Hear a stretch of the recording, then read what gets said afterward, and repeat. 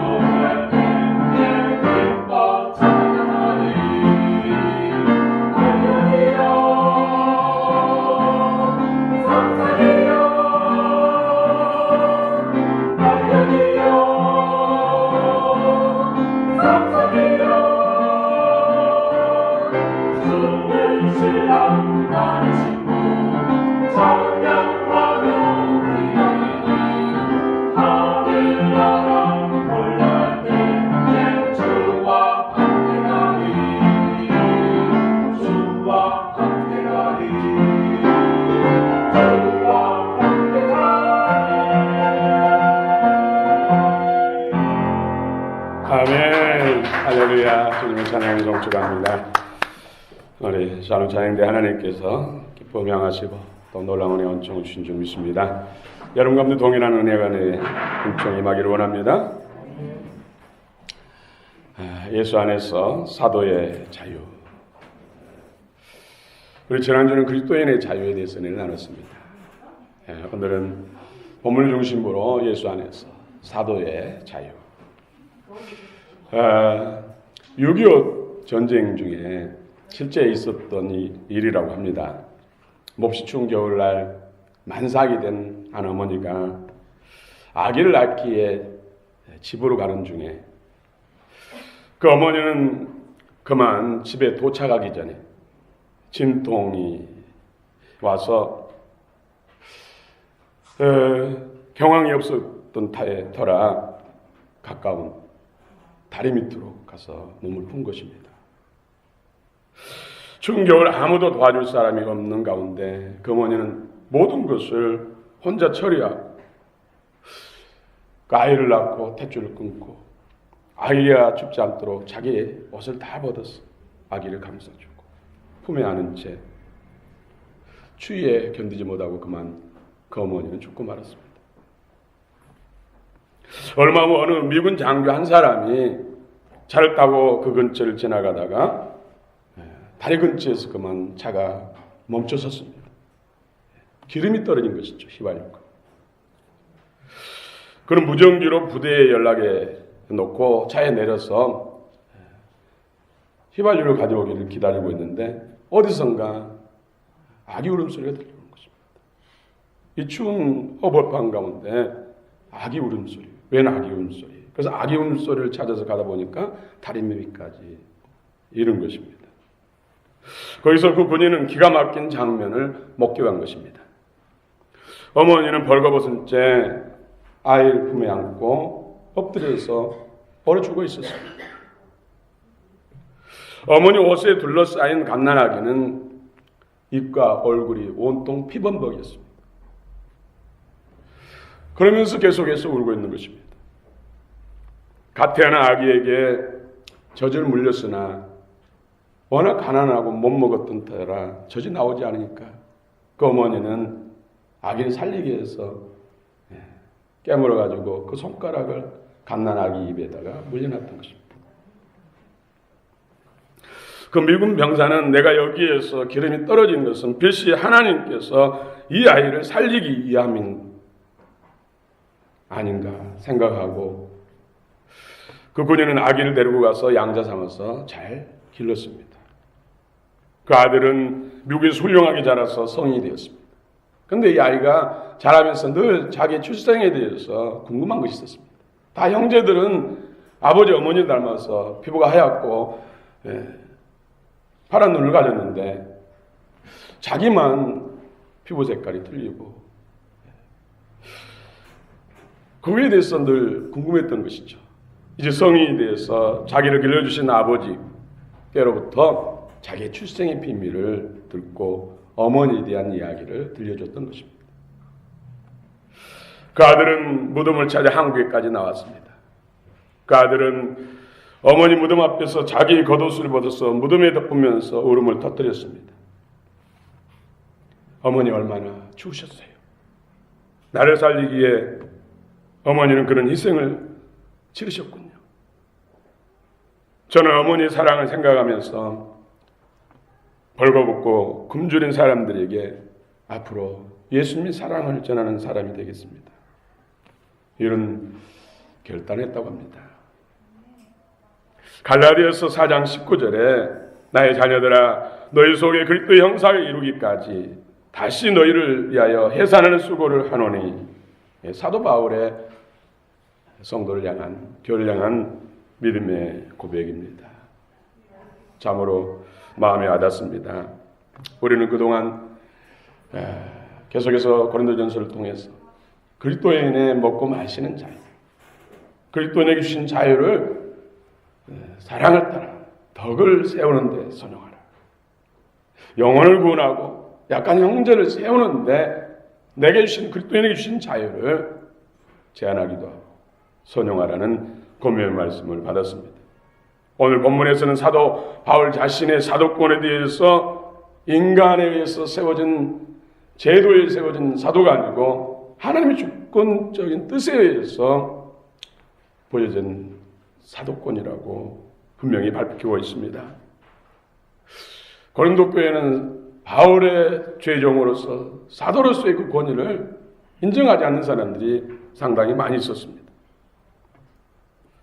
그리고 사도 바울은 사도와 복음 전도자로서 주님의 종으로서의 누릴 수 있는 그런 권한, 이 자유에 대해서 오늘 말씀하고 있습니다.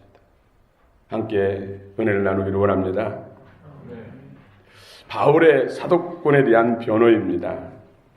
우리 1절 말씀 한번 같이 읽겠습니다. 9장 1절 시작. 내가 자유인이 아니냐 사도가 아니냐 예수 우리 주를 보지 못하였느냐 주 안에서 행한 나의 일이 너희가 아니냐. 고린도 교회 안에 바울의 사도권을 의심하는 사람들이 상당히 있었다는 것이죠. 고린도 교인들은 거짓 사도, 거짓 교사들의 미혹이 되어서 바울을 비난하는 데 같이 동조하는 일이 일어났습니다. 그들은 바울이 종의 자세로 복음 사역을 하는 것까지도 오히려 비난을 하였습니다. 거짓 사도들과 교사들이 주의 종의 사도 바울에 대해서 부정적인 말을 하고 그 말을 고린도 교회 성도들이 들으니까 교회에 대한 사랑도 식고 또 말씀을 들어도 은혜가 되지 않고 그러니 헌신과 헌금하기가 힘들게 되는 것은 당연한 현상입니다. 그러므로 고린도 교인들은 물질적으로 인색하게 되었고 그러므로 교회를 운영하고 세우는 데 있어서 어려움이 많았습니다. 그러나 바울은 약한 형제를 위해서라면 교회를 세우기 위해서라면 예수님께서 당신의 모든 것을 다 바쳐서 생명까지 다 주셔서 교회를 세우셨기 때문에 우리를 구원하시고 세우셨기 때문에 주의 종으로서 사도로서 마땅히 그리스도 안에서 누릴 그 권한들 그 자유를 포기하는 것을 주저하지 않았습니다.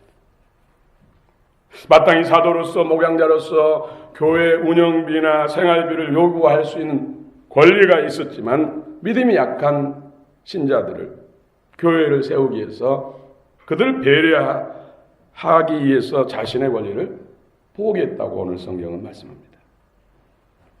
그런데 거짓 영의 종들은 마치 바울의 사도의 자격이 없기 때문에 사례비도 받지 않고 일하면서 생활비를 벌어서 자비랑 선교, 장비랑 사역을 한다고 오히려 비난했던 것입니다. 사단은 거짓 교사들 통해서 교회를 무너뜨리고자 고린도 교인들을 미혹해서 사도 바울의 사역을 방해하고 또 협조하지 못하도록 했던 것입니다. 바울은 자신의 사도권에 대해서 두 가지로 답합니다. 바울 자신이 다메섹 도상에서 부활하신 주님을 만난 것이 바로 사도로서 하나님이 부르신 것이다. 사도로서 인친 것이다. 이렇게 말씀합니다. 1절에 읽은 대로 내가 자유인이 아니냐? 사도가 아니냐? 예수 우리 주를 보지 못하였느냐? 주 안에서 행한 나의 일이 너희가 아니냐? 사도행전 9장 15절에 주께서 이르시되 가라. 이 사람은 내 이름을 이방인과 임금과 이스라엘 자손들에게 전하기 위하여 택한 나의 그리심이라.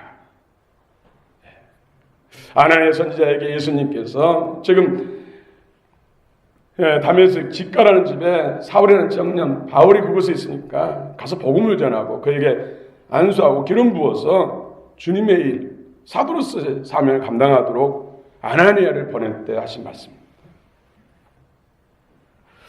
바로 바울이 주를 보았지 않느냐 그 말씀은 바로 부활하신 주님을 만나 주의 음성을 듣고 주님의 종으로 사도로서 부름받았다는 것을 오늘 말씀하고 있습니다. 바울은 자신의 사도권의 증거가 바로 고린도 교회 교인들이라고 말합니다. 우리 2절 같이 읽겠습니다. 2절 시작. 다른 사람들에게는 내가 사도가 아닐지라도 너희에게는 사도이니 나의 사도됨을 주 안에서 인친 것이 너희라. 다른 교회 교인들은 혹시 아닐지라도 고린도 교회 교인들 사도 바울이 복음을 통해서 전도해서 거듭나고 세워진 교회가 바로 고린도 교회이기 때문에 다른 교회는 혹시 나를 부정할지 모르나 너희들만큼은 내가 사도됨을 알아야 된다. 고린도 교회가 사도 바울이 사도됨의 증거의 열매라는 것이죠. 사도의 첫 번째 사명은 바로 복음을 전해서 영혼이 구원받고 구원받은 성도들을 교회를 세우는 것이 바로 사도의 가장 첫 번째 사명입니다. 그래서 사도의 증거, 사도의 자격을 성경은 세 가지로 얘기합니다. 첫 번째는 복음의 능력으로 영혼을 구원하는 증거가 있습니다. 두 번째로는 하나님 주신 영적 권세한 능력으로 사단을 파하고 영혼들을 해방시키는 것. 이런 권세한 능력이 나타나야 됩니다. 세 번째로는 어떤 시험과 환난을 만나도 끝까지 인내를 이루는 것. 이 세 가지 바로 사도됨의 자격 요건입니다. 그러므로 사도 바울은 자신이 뿌린 복음의 열매가 바로 고린도 교인들이기 때문에 고린도 교회 자신이 교회가 바로 자신이 사도라는 것을 증명하고 있다는 것이죠. 다른 사람에게는 내가 사도가 아닐지라도, 다른 교회에 있어서는 내가 사도가 아닐지라도 너희에게는 사도이니 나의 사도됨을 주 안에서 인친 것이 너희라. 할렐루야. 바울은 사도로서 누릴 권한과 그 권한을 스스로 제한한 이유에 대해서 또 설명하고 있습니다. 사도로서 누릴 수 있는 세 가지 필수적인 권리에 대해서 언급합니다. 우리 4절부터 6절까지 한번 읽겠습니다. 4절부터 6절 시작. 우리가 먹고 마실 권리가 없겠느냐? 우리가 다른 사도들과 주의 형제들과 게바와 같이 믿음의 자매된 아내를 데리고 다닐 권리가 없겠느냐? 어찌 나와 바나바만 일하지 아니할 권리가 없겠느냐? 아멘. 첫 번째로는 사람이 살아가는 데 있어서 기본권, 먹고 마시는 문제, 생존권, 먹고 마시는 권리가 있다는 것이죠. 복음 사역자들은 자신들이 섬기는 교회로부터 생활의 기본 보장을 받을 권리가 있다는 것입니다. 바울은 고린도 교회에 영적 복음의 씨앗을 뿌렸기 때문에 교회로부터 육적 보상을 받는 것은 당연한 것이라고 말씀합니다. 그 말씀이 바로 11절입니다. 11절. 우리가 너희에게 신령한 것을 뿌렸은즉 너희의 육적인 것을 거두기로 과다하겠느냐. 그럼에도 불구하고 교회를 세우기 위해서 믿음이 약한 형제들을 배려하고 세우기 위해서 자신은 천막을 치면서 생활비를 벌여서 그 번 돈으로 교회 운영비까지 쓰고 생활했다는 거예요. 그런 권리가 있음에도 불구하고 받아서 생활할 권리가 있음에도 불구하고 교회를 세우기 위해서 그 권리를 포기했다는 것입니다.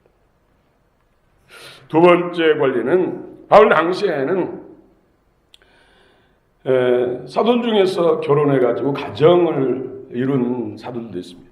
그 중에 베드로에 대해서, 시몬 베드로에 대해서 자매된, 아내된, 아내가 있으면 자녀들이 있죠. 그래서 가족 부양권의 권리가 있다는 것이죠. 가족들도 교회로부터 부양받을 수 있는 권리가 있음에 불구하고 그 권리를 교회를 세우기 위해서, 믿음에 약한 형제들을 세우기 위해서 포기했다는 것입니다. 그러나 바울은 하나님 나라와 영혼권을 위해서 그 권리를 포기하고 자급 선교에 힘썼다는 것입니다. 바울은 사도의 자격이 없어서가 아니라 바로 복음을 위하여 믿음이 어린 성도들을 위해서 이러한 자유와 권리를 기꺼이 포기했다고 성경은 말씀합니다. 세 번째로는 영적인 일에만 전념할 수 있는데 그 권리, 영적인 일에만 전념할 수 있는 권리를 포기하고 바나바와 같이 함께 일을 하면서 천막을 만들면서 생업에 필요한 또 교회 운영에 필요한 그런 비용을 충당했다는 것이죠. 그래서 영적인 일에만, 말씀 전하는 일과 기도하는 일에, 영혼을 살리는 일에만 전념할 권리가 사도에게, 주의 종에게 있는데 그 권리를 오히려 믿음이 약하기 때문에, 교회가 세워지기 전이기 때문에 그것을 포기하고 친히 일하면서 사역을 감당했다고 성경은 말씀합니다. 사도행전 18장 3절에 생업이 같으므로 함께 살며 일을 하니 그 생업은 천막을 만드는 것이더라. 바울은 일을 하지 않고 교회로부터 사례비를 받을 권리, 또 여러 가지 권리가 있음에 불구하고 그것을 포기했다는 것이죠. 그 권리에 대해서 5가지로 성경적 근거를 말합니다. 우리 7절부터 한번 읽어봅시다. 7절 시작. 누가 자기 비용으로 군복무를 하겠느냐? 누가 포도를 심고 그 열매를 먹지 않겠느냐? 누가 양떼를 기르고 그 양떼의 젖을 먹지 않겠느냐? 내가 사람의 예대로 이것을 말하느냐? 율법도 이것을 말하지 아니하느냐? 모세 율법에 곡식을 받았다는 소에게 망을 씌우지 말라 기록하였으니 하나님께서 어찌 소들을 위하여 염려하심이냐? 10절 오로지 우리를 위하여 말씀하심이 아니냐? 과연 우리를 위하여 기록된 것이니 밥 가는 자는 소망을 가지고 갈며 곡식 떠는 자는 함께 얻을 소망을 가지고 떠는 것이라. 아멘. 예, 군인을 비유로 군인이 군복무할 때 자비량으로 군복무하는 거 아니죠. 국가로부터 다 먹을 거, 입을 거, 잠잘 거 다 공급받고 한다는 것이죠. 죄의 일을 할 때도 하나님께서 하시지만 하나님께서 교회를 통해서 성도를 통해서 하신다는 것이죠. 또 과수지기, 포도원을 가꾸는 농부가 포도 열매를 따먹지 않겠느냐. 또 양을 치는 목동이 양떼의 젖을 먹지 않겠느냐. 또 신명기법에는 밭 가는 자와 또 곡식을 떠는 소, 멍에를 씌우지 않고 밭 가는 곡식을 재배하는 자가 거기에 소망을 두지 않겠느냐. 거기서 산출되는 것, 소출을 먹는다는 것이죠. 또 율법에 성전의 일을 하는 사람은 성전에서 나는 것을 먹으며 제단을 모시는 이들은 제단과 함께 나눈다는 사실. 신명기 18장 1절부터 4절과 민수기 18장 8절 9절 말씀을 근거로 그 권리에 대해서 5가지 대해서 말씀하고 있습니다. 이는 복음의 씨를 뿌리는 자는 영적 밭인 성도들로부터 육적 삶을 보상받는 것은 당연하다는 것입니다. 갈라디아서 6장 6절에 가르침을 받는 자는 말씀을 가르치는 자와 모든 좋은 것을 함께하라. 이렇게 말씀하고 있습니다. 복음이 주는 교훈입니다. 영적 생명은 돈이나 어떤 보수로 대신할 수 없습니다. 사람이 어둠에서 빛으로 사망, 영원한 멸망에서 영생으로 나오는 것은 오직 복음으로만 가능합니다. 죄정을 통하여 받은 영적 축복들은 육적인 보수와 비교할 수 없다는 것을 오늘 성경은 말씀합니다. 우리 11절 다시 한번 읽어보겠습니다. 11절 시작. 우리가 너희에게 신령한 것을 뿌렸은즉 너희의 육적인 것을 거두기로 과다하겠느냐. 또 12절이요. 시작. 다른 이들도 너희에게 이런 권리를 가졌거든 하물며 우리일까 보냐. 그러나 우리가 이 권리를 쓰지 아니하고 범사에 찾는 것은 그리스도의 복음에 아무 장애가 없게 하려 함이로다. 아멘. 예, 다른 일도 이런 권리, 이런 받을 권리 있는데 그 권리를 사용한다는 것이죠. 예를 들어서 아볼로나 다른 사역자들은 그런 권리를 사용하고 있다는 것이죠. 그런데 바울과 바나바는 그 권리를 사용하지 않고 일하면서 생활비를 벌면서 교회를 운영하는 데 힘쓰고 있다. 그것이 바로 순전한 복음. 복음의 효과적으로 능력 있게 접받아서 많은 사람들이 구원을 받고 약한 형님들이 믿음이 신실한 믿음으로 건강한 믿음으로 자라도록 배려 차원에서 그렇게 하고 있다. 오늘 성경 말씀합니다. 우리 교회가 하나님의 목적의 교회로 세워지는데도 실현과 연단은 분명히 있습니다. 특별히 우리 교회도 2012년부터 2014년 한 3년 동안은 정말로 힘든 때가 있었습니다. 어느 해는 거의 6개월 동안 사례비 없이 생활한 적도 있습니다. 1년 중 절반 이상을 교회에서 철회하면서 버린 적도 있습니다. 네, 그 중에서도 그 사모님 둘째 오빠 이야기인데요. 그동안은 제가 가슴 아프기 때문에 이야기를 안 했는데 계속 성령께서 감동을 하죠. 2012년으로 기억되는데요. 사모님의 꿈속에 둘째 오빠가 안문으로 들어오셔서 말없이 교회를 돌아보시고는 또 말없이 나가셨대요. 그리고 이 꿈에 많은 학생과 젊은이들이 예배당이 가득해가지고 앉을 자리가 없는데 뭔가 발표하는 것 같고 화기애애하게 나누는 것 같은 그런 꿈을 꿨다고 이야기를 하더라고요. 그래서 제가 지금도 생생하게 기억하고 있습니다. 그런 꿈을 꾼 지 한 달쯤 지나서 사모님의 둘째 오빠가 사고로 돌아가셨습니다. 그런데 사고로 돌아가신 날 새벽 7월 초이기 때문에 4시만 넘으면 혼합니다. 우리가 5시 반에 새벽 기도니까 저는 5시 좀 넘으면 교회 옵니다만은 유난히도 어디서 날아왔는지 새가 창문가에서 얼마나 요란스럽게 울고 슬피 우는지 깜짝 이건 무슨 일이 있어도 정말 무슨 단단한 일이 일어났나 보다 할 정도로 그런 새가 우는 적이 있어요. 그 후로는 그런 적이 없거든요. 그런데 경찰 추정에 의하면 6시경에 사고를 당했다는 것이죠.